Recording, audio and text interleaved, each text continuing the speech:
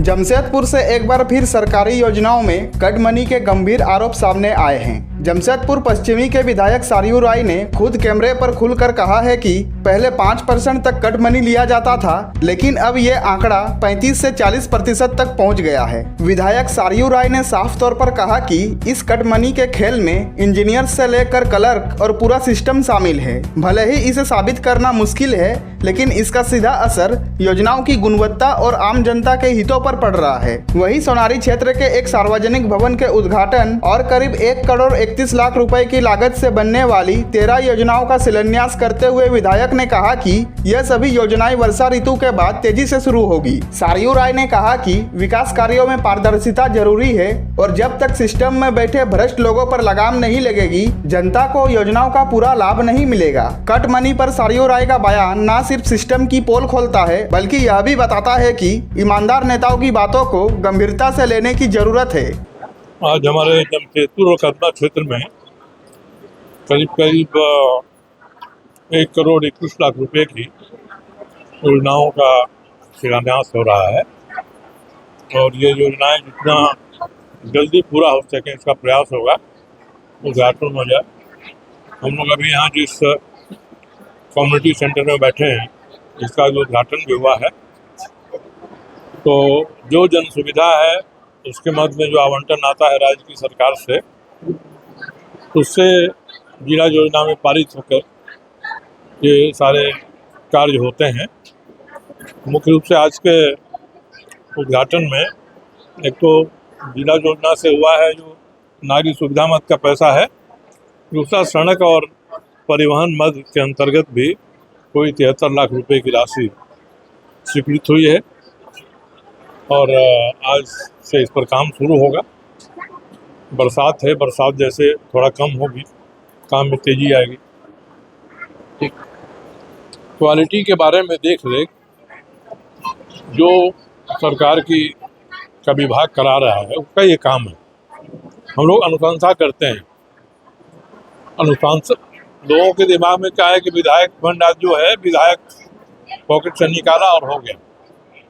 हम लोग अनुशंसा करते हैं, डीसी डीडीसी के यहाँ जाता है, वहाँ से उसका एस्टीमेट बनाने के लिए जेनेसी को भेजते हैं। जेनेसी एस्टीमेट बनाता है, उसके बाद उसको स्वीकृत करते हैं और जब स्वीकृत कर देते हैं तब उसके लिए ठेकेदार बहाल करते हैं। हम लोगों की भूमिका केवल अनुशंसा कर देने भर की है।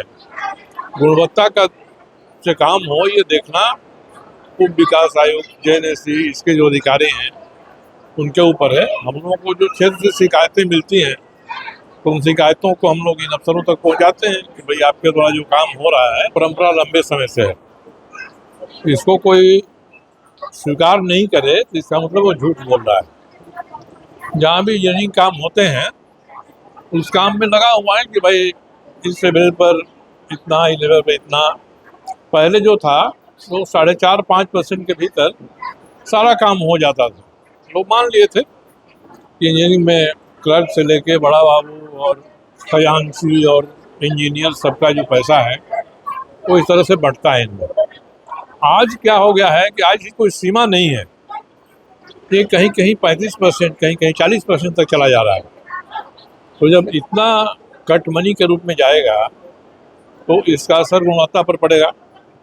या लोग एस्टीमेट बढ़ा चढ़ा कर बनाएंगे, भाई जो काम 100 रुपये में होने वाला है तो उसका एस्टीमेट 250 करोड़ रुपये का हमने बना दिया। दोनों हालत में जनता का हित ही प्रभावित होता है। अब जिम्मेदार ये सिस्टम बन गया है, इसके लिए आप कहिएगा तो कोई साबित नहीं कर सकता है। इसको प्रूफ करना हो ये नहीं होता है। जिम्मेदार मुख्य रूप से सरकार, उसके बनाया गया सिस्टम है। क्योंकि कुछ समय से जो सरकारें हैं, केवल यही सरकार नहीं, इसके पहले की सरकार भी, ये सब लोग चाहते हैं कि जितनी शक्ति है हम सेंट्रलाइज करके रांची में ले जाएं। तो पहले जो अधिकार नीचे एग्जीक्यूटिव इंजीनियर का था, 0 अधिकार है, चीफ इंजीनियर का 0 अधिकार है, सारा का सारा अधिकार हर विभाग का चला गया है मुख्यालय में, सचिवालय में। जब वहाँ चला गया है तो आप शिकायत कहाँ करिएगा? नीचे वाले के खिलाफ शिकायत करते तो जिसके यहाँ शिकायत करिएगा वही इसमें बढ़ चढ़कर शामिल है। तो क्या होगा आपकी शिकायत का? तो एक ऐसा सर्किल बन गया है कि इसमें कोई आदमी चाह करके इसको साबित नहीं करा सकता है, मुश्किल हो जाएगी उसके लिए। मगर सभी जानते हैं और हम लोग भी देखते हैं, हम लोग के आँख के सामने कमीशन लिए जाते हैं, कट मनी होता है।